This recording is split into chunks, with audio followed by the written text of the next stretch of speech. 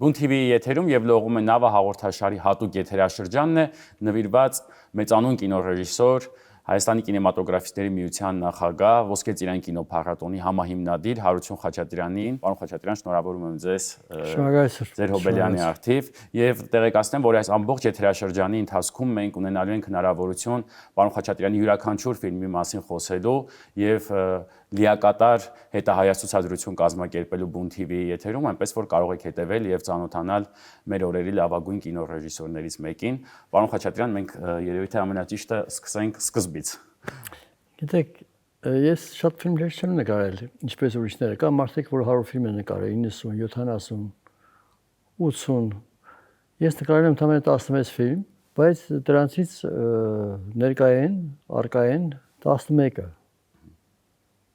Այն 15-ը չենք ներկայացնի, որովհետև պետք է անպայման դրանք վերականգնվեն, թվայնացվեն, ապակայում միգուցե եւ դրա հնարավորություններ ունենանք, բայց մենք նկարենք այն 11 ֆիլմը, որը հիմա կարծես թե աշխարհի դարակության մեջ է եւ բավականին լուրջ կենտրոններ եւ մշակութային եւ կինոմատոգրաֆիկ կենտրոններ սկսել են ցուցադրել դրանք։ Եվ լավ կլինի, որ դրանց մասին խոսենք եւ տեսնի հայ հանդիսատեսը, որովհետեւ պատմությունը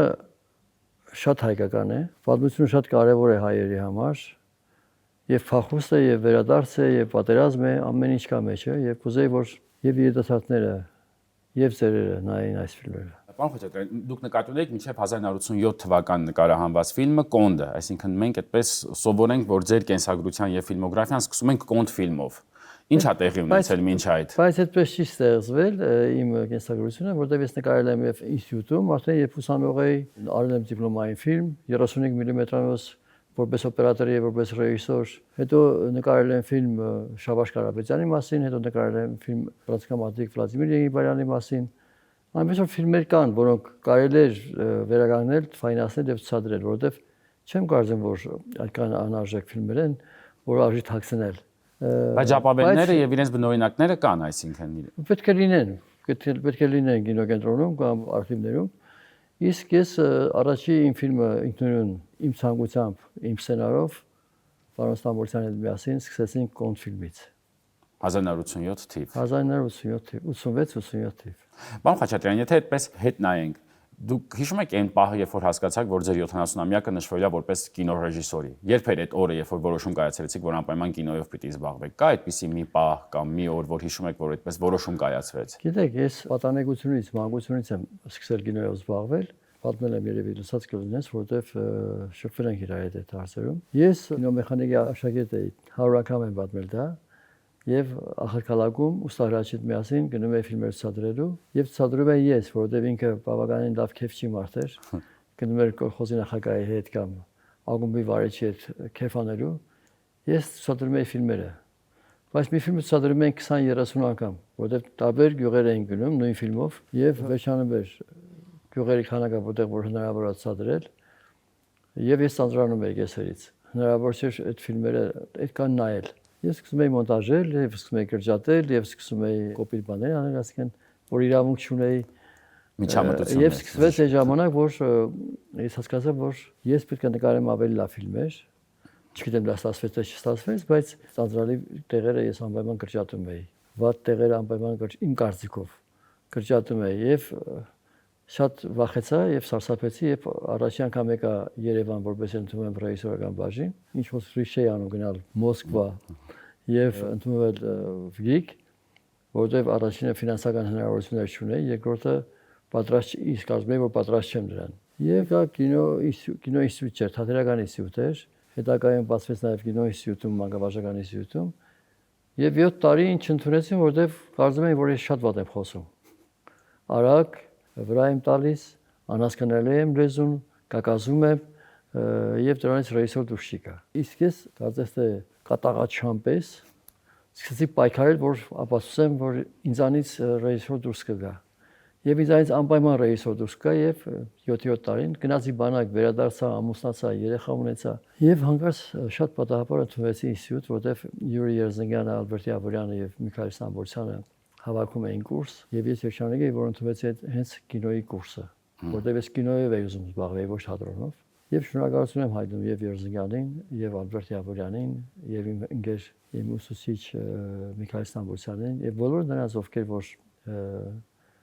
իմ վրա ամակ ունեն, ծախսել են իրենց էներգիան եւ իրենց իմացությունը իմ վրա։ Շատ շնորհակալություն, որովհետեւ 70 տարեկան եմ դարձել, նոր եմ հասկանում, թե ինչքան դժվար է կիսվել ունեցածովդ, ինչքան դժվար է բաժանել, սովորեցնել, ազնիվ լինել մարդկանց հետ։ Եվ իսկապես այդ շնորհակալությունը թող գնա հասնի այն մարդկանց, որոնք ներկա չեն, արդեն չկան, եւ այն մարդկանց, որոնք ներկա են եւ դեռևս իմ հետ աշխատում են։ Շնորհակալություն։ Պարոն Խաչատրյան, մեր իրականության մեջ շատ է փորձեր արվում հասկանալու, թե ինչ էր նշանակում Խորհրդային Միության ժամանակ կինոյով զբաղվել, կինոարտադրության մեջ լինել, նոր մուտք գործել կինո։ Կարծես ինչ-որ բաներ կա, որոնք մեկ-մեկ ռոմանտիզացվում են Խորհրդային Միության հետ կապված, եւ ինչ-որ բաներ կան, որ ծայրահեղացվում են եւ վատացվում են։ Օրինակ, ձեզ համար ո՞նց էր այդ մուտքը։ Ինչ կար, որը որ այսօրվա համեմատության մեջ կարող է շատ լավ հասկանալի չլինի, բայց պետք է որ հասկանալի լինի։ Գիտեք, շատ դաժան տեղ էր կինոն, սարսափելի դաժան տեղ էր, որովհետև ամենը շնորհքով մարդկանցից միանգամից կտրում եւ գցում էին դուրս։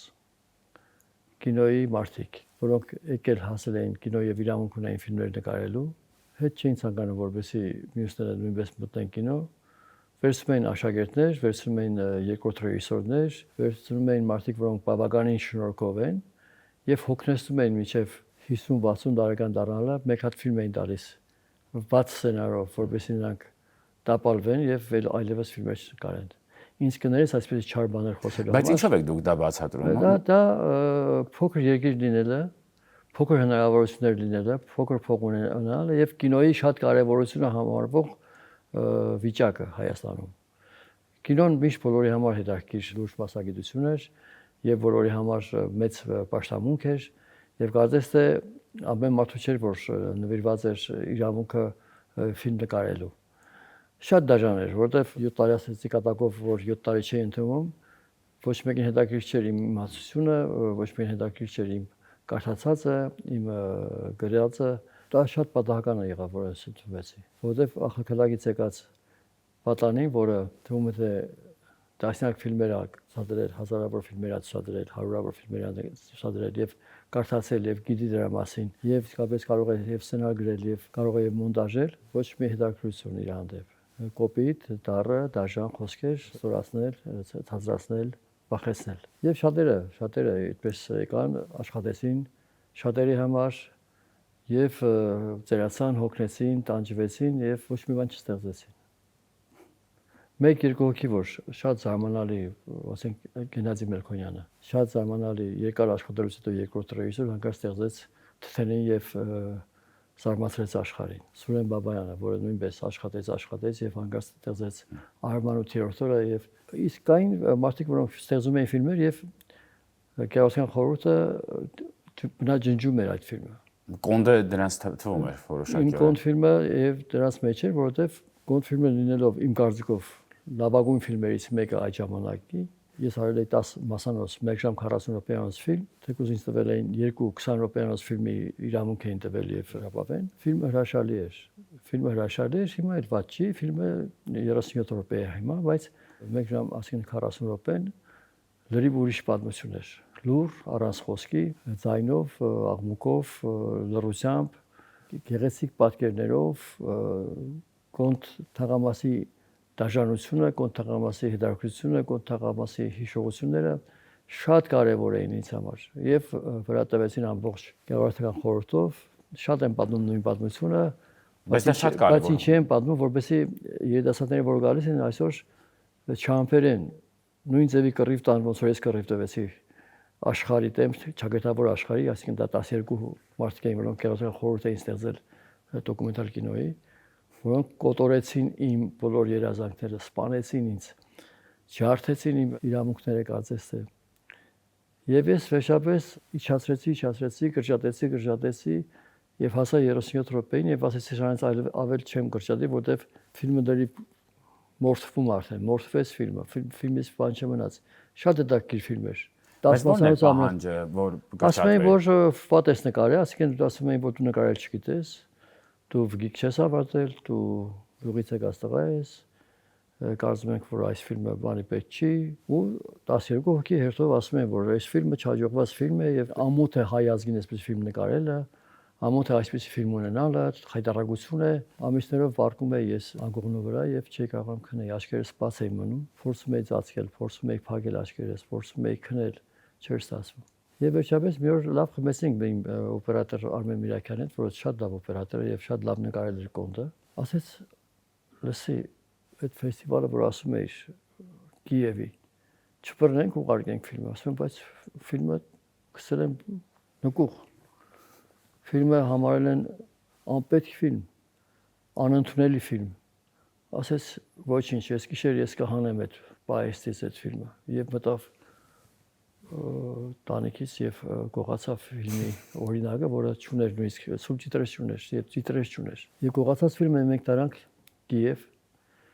եւ Աստծո մեծ կամքն էր կարծես թե, որ այդ ֆիլմը ստացավ գլխավոր մրցանակը դոկումենտալ բաժնի։ Այդ ժամանակ հայկական կինոն կարծես թե վերելք էր ապրում, որովհետեւ Վիգեն Չադրայանը նկարել էր կարճամետրաժ ֆիլմ Ապրիլը, Անդրանիկյան անունը մոռացել եմ դժբախտաբար, Ստեփան Անդրանիկյանի տղան նկարել էր մուլտիպլիկացիոն ֆիլմ, որը ստացավ գլխավոր մրցանակը, եւ այդտեղից մեզ հրավիրեցին Մոսկվայի փառատոն եւ Մոսկվայի փառատոնում կոնդը էլի ստացավ գլխավոր մրցանակը։ Մյուսները նույնպես մեծ հաջողություն ունեցան եւ դրանից հետո հրավիրեցին Մոսկվա, որովհետեւ Ցավակ ուրիշը վարի մի հաղորդում, որը վարում էր անընդհատ, եւ պատմի թե ինչպիսի հանճարեղ ֆիլմ է ստեղծել հայկական կինոն։ Եվ այդ ցուցադրումից հետո, որը ցուցադրվեց եւ Հայաստանը տեսավ առաջի ալիքներ Մոսկվայի, մեծ խայտարակություն էր իրանց համար, որովհետեւ իրանք համարել էին, որ դա դուրս նետելու աղբանոցը գցելու ֆիլմ է։ Ֆիլմը ներկայացվեց որպես երևույթ եւ արվեստի եւ համարձակության եւ դասնյակ այլ բաների հիմա գլուխ կովելու ժամանակ չի, որովհետեւ այնքան տխուր է պատմությունը, որ չեմ կարող երբևէ հպարտանալ այդ օրերով, որովհետեւ հասա միջև Կենտկոմի առաջ քարտուղար, որովհետեւ նա արկելի կինոթատրոնները փակի եւ այդ օրերին ցույց տա եւ այդպեսի մեծամեծ մարդիկ, որոնք շատ մեծ հարգանք ունեին, շատ էժանագին պահեցին իրար, որովհետեւ իրանց հավատացած, իրանց ում որ հավատում էին այդ կինոռեժիսորին, կինոռեժիսորներին կամ ղեկավարներին կինոյի, նրանք այնքան վատ եւ տհաճ բաներ էին ներկայացրել, որ նրանք ստիպված լսել էին եւ կատարել։ Պարոն Խաչատրյան, այսինքն եթե չլիներ այդ դրվագը, այսինքն տանելու ֆիլմը, պահեստից հանելու, կարող է եւ ձեր ռեժիսորական կարիերան հենց այդքանով սահմանափակվեր։ Արդեն սահմանափակվել էր, որովհետեւ ինձ որպես ռեժիսոր արդեն ջնջեցին, ինձ որպես գիտություն ունեցող կարդացած եղող մարդ կամ ֆիլմեր ցուցադրող կամ մոնտաժող մարդ լրիվ զերո համարեցին, ասեցին, որ հատկապես մոնտաժը, որի մեջ ամենաուժեղն է ես, որ մոնտաժ չի կարողանում անի, նկարել չգիտի,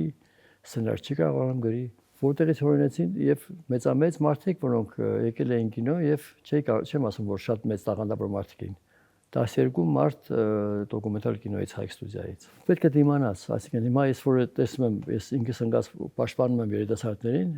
տեսնում ես որ դրա մասին ես ամենամեծ կռիվ տվողն եմ եւ կտամ, էլի փորձում են խանգարել։ Մինչև այսօր էլի փորձում են խանգարել։ Մինչև դա զարմանալի է։ Թվում է հրաշալի մարդիկ կան, հրաշալի մասնագետներ կան, հրաշալի ղեկավարներ կան, հրաշալի ֆինանսավորում կա, բայց մեկ մեծամտանում են, մեկ չարանում են, մեկ դնում են մարդու, որը շատ դժվարությամբ է կարողանում ղեկավարել այդ կինոն, մարդու, որը դեռ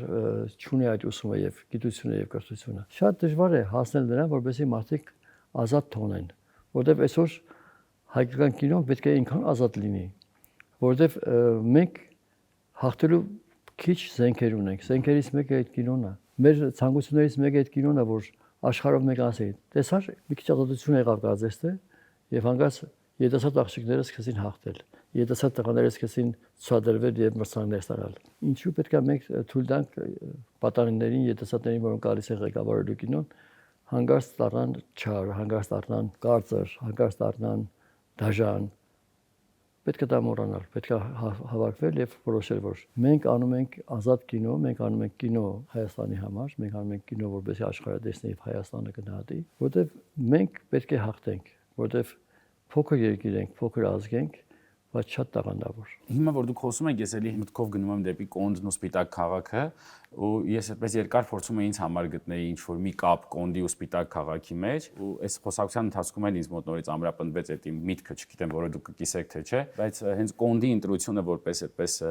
տարածք մեծ քաղաքի մեջ, այդպես քաղաքից կտրված եւ գետոյացած ինչ-որ մի տարածքի, որը որ կարծես թվում է մարդկային աչքից հեռու է եւ տուրիստներին միայն տեսանելի է հյուրանոցի համարներից կամ ճոխ պատուհաններից եւ այնտեղ լրիվ ուրիշ մի կյանք քաղաքի մեջ գոյություն ունեցող եւ նույն ձև աշխարհից ոնց որ կտրված Ջաբախքը էլի ու Ջաբախքի պատմությունը, որ դուք նորից գնում եք այնտեղ, էլի ցույց տալու են մարդկանց, որոնք որ կան։ Այսինքն միշտ փորձում եք լինեք այն մարդկանց կողքին կամ այն խմբերի կողքին, որոնք որ թվում է հենց այդ իրավունքների իմաստով կամ կյանքի իմաստով անտեսանելի են կամ մի կողմի լուսանցքում են թողնված։ Այդ էլի նույն ձև գալիս է այնտեղից, որտեղ որովհետեւ ձեզ են փորձել այդպես ճնշեն, այդ կա դրա մեջ ինչ-որ ընդհանրություն։ Նայեք, մարդկային տեսակ կա, իմ տեսակը, որը ես պատմել եմ քեզ երևի, որ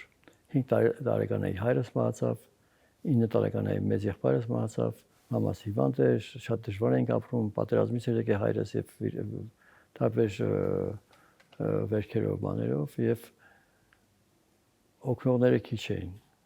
թոշակը ցածր էր, ընդունվելի սյուտ առանց ծանոթի հնարավոր չէր, ապացուցել քո ճշմարտությունը շատ դժվար էր, այսինքն անարդարությունը շատ էր, միևնույն է, շատ մեծ անարդարություն կար։ Եվ նույնը կինոյում, ինչ կար իմ մոտ կար անհանգստություն մի նյութի շուրջ, որը ինձ անհանգստացնում է։ Ինձ անհանգստացում է դժվար ապրող մարդը, սոված ապրող մարդը, ինձ անհանգստացում է անօրինակ ճնշված մարդը։ Դա եւ Կոնդն է, եւ դա Սպիտակ քաղաքն է, եւ Քամինուն այնությունն է, եւ Վերադարձ Ավետյաց երկիրն է։ Այսինքն դա բոլոր ֆիլմերն են մի ռեժիսորի մասին, նաեւ իմ մասին, որ անհանգստություն ունի իր երկրում, իր ազգի հետ, իր հարևանների հետ, իր բարեկամների հետ կատարվող երևույթների համար։ Եթե անհանգստությունը չունես, դու այդ ֆիլմը չես նկարի։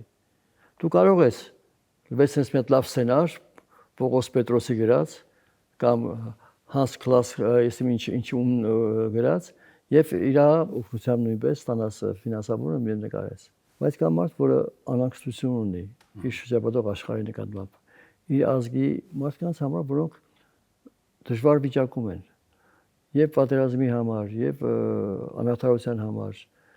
եւ միայնակության համար, եւ ճնշումների համար, եւ պայքարելու համար, որպեսզի միտեղ հասնի,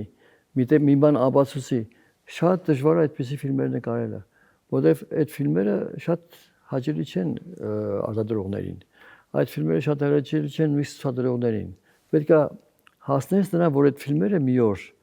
հասկանան եւ կարողանան գնահատել։ Իմ ընկերները, ամենամտերիմ ընկերներս, որոնք թվում է թե իմ եղբայրներն են եղել, բարձրացած սարսափելի չեն սիրում իմ ֆիլմերը։ Մինչև աշխարհը չընդունեց, մինչև մրցանակներ չստացա, մինչև Я не в восторге от твоего фильма. Կինեմատոգրաֆիստները սիրում էին ռուսերեն խոսել եւ ռուսերենով ասում էին քեզ անընդհատ ստորացնում են, որ քո ֆիլմը բանի պետք չի։ Քո ֆիլմը ցածր է, քո ֆիլմը էս է, քո ֆիլմը այն է։ Եվ իմ ավակ ընկերները եւ իմ ընկերները եւ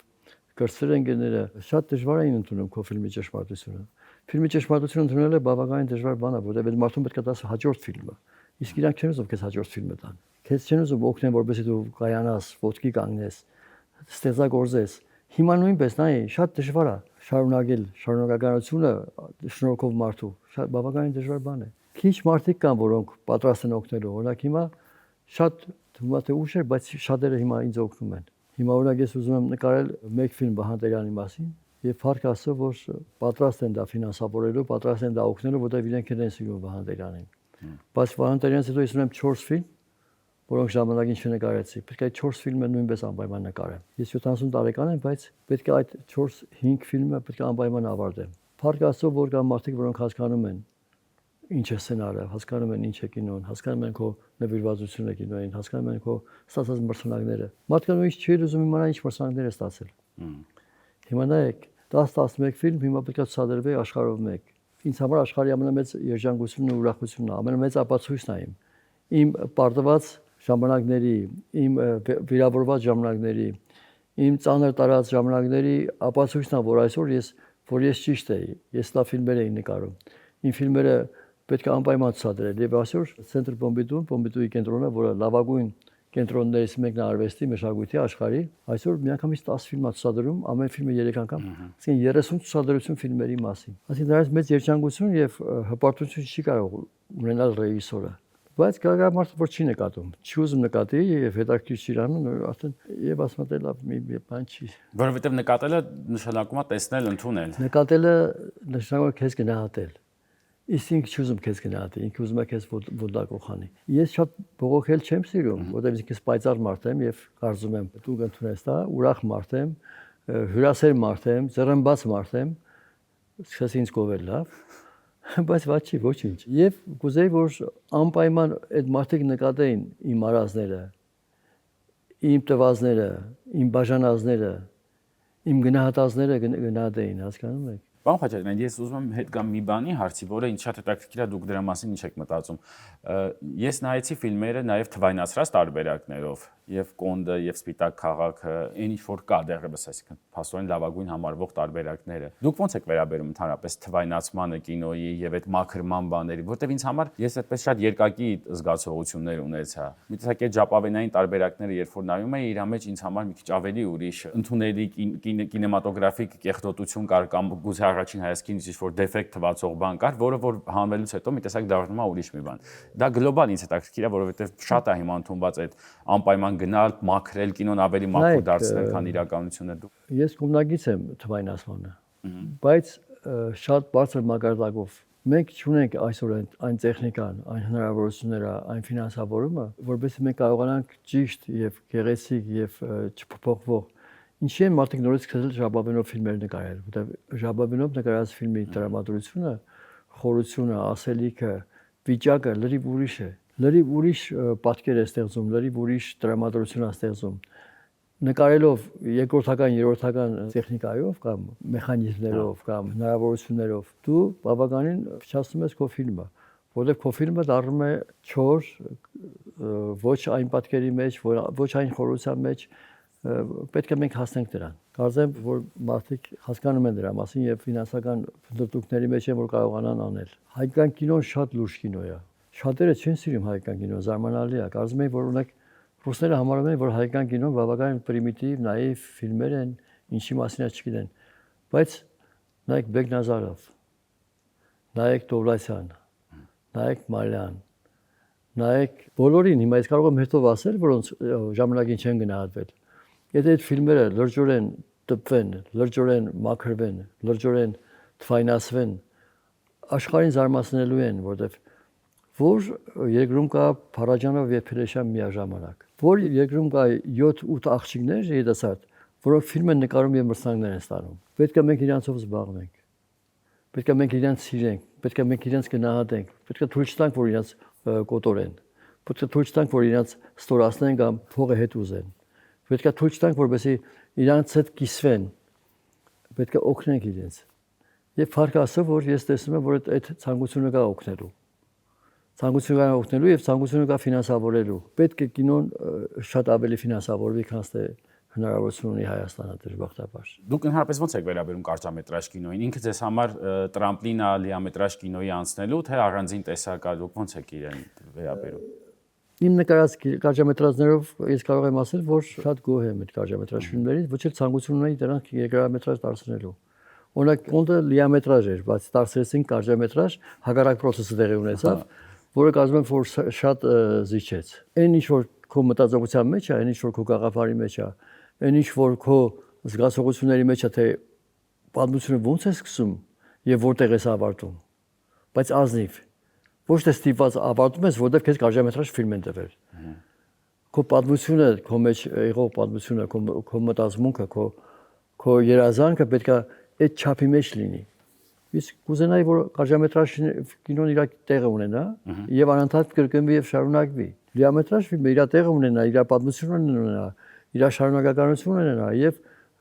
նկարվի եւ պատմվի։ Ինչու փոխել, ով է հորինել։ Ես չեմ տեսել դեռ մի մասնագետ, լուրջ մասնագետ, որ ասի, որ կարճամետրաժ ֆիլմերը բանի պետք չեն, պետք է լիամետրաժ նկարենք։ Դա ավելի շուտ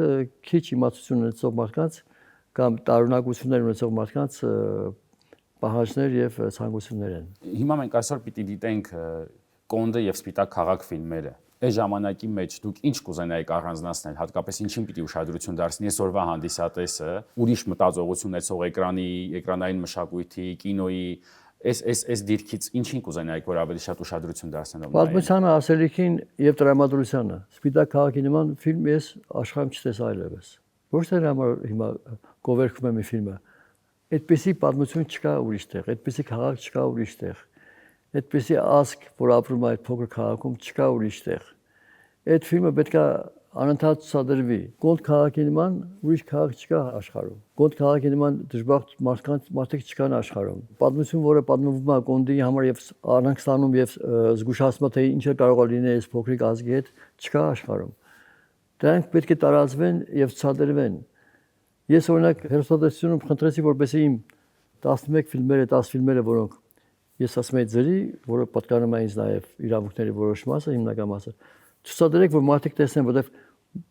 կինոֆիլմերը պատմում են փախուստի մասին Հայաստանից, վերադառնալու ցանկության մասին Հայաստան, իրաց դժբախտության մասին, որը բերում է իրաց օտար երկիրը։ Այսինքն այնքան կարևոր ֆիլմեր են, որ պետք է հատուկ հոգեբաններ, հատուկ մասնագետներ, հատուկ արվեստաբաններ, որոնք ստիպեն, որ պետք է այդ ֆիլմերը ցուցադրվեն եւ դրա մասին խոսվեն։ Եվ ասացին մենք ընդհանրապես մի ֆիլմ ենք հավանում քո ֆիլմերից։ Եվ այդ մի ֆիլմն էլ մինչեւ դուք չկարգի չբերեք, մինչեւ չթվայնացնեք, մենք ցույց չենք տա։ Շատ դաժան, անտարբեր, ոչ մասնագետների խոսակցություն։ Վիրավորական շատ։ Ես կուզեի, որ այդ ֆիլմերը ցուցադրվեին ծրի եւ մարդիկ նայեն, թե տեսնեն ինչ արշակում Հայաստանից գնալը եւ ցանկանալ վերադառնալ։ Շատ կարևոր թեմաներ են։ Ասեցի ես, չէ՞, այդ ֆիլմերը պատական ֆիլմեր չեն։ Այդ ֆիլմերը իմ դարձն ու ցավն են։ Այդ ֆիլմերը իմ անակստությունն ու միայնակությունն են։ Այդ ֆիլմերը մարդկանց օգնելու ցանկությունն է նաեւ։ Պետք է ցուցադրեն անպայման։ Իրավունք չունեն ցուցադրելու, որովհետեւ հատկապես ես ոչ փող եմ ուզում այդ ֆիլմերի համար, ոչ էլ գովերքել եմ ուզում ինձ, ոչ էլ ուզում եմ գլուխ գովեմ այդ ֆիլմերով։ Այդ ֆիլմերը շատ դարտոտ, ցավոտ,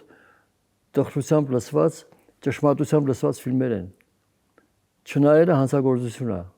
ցուցադրելը հանցագործություն է։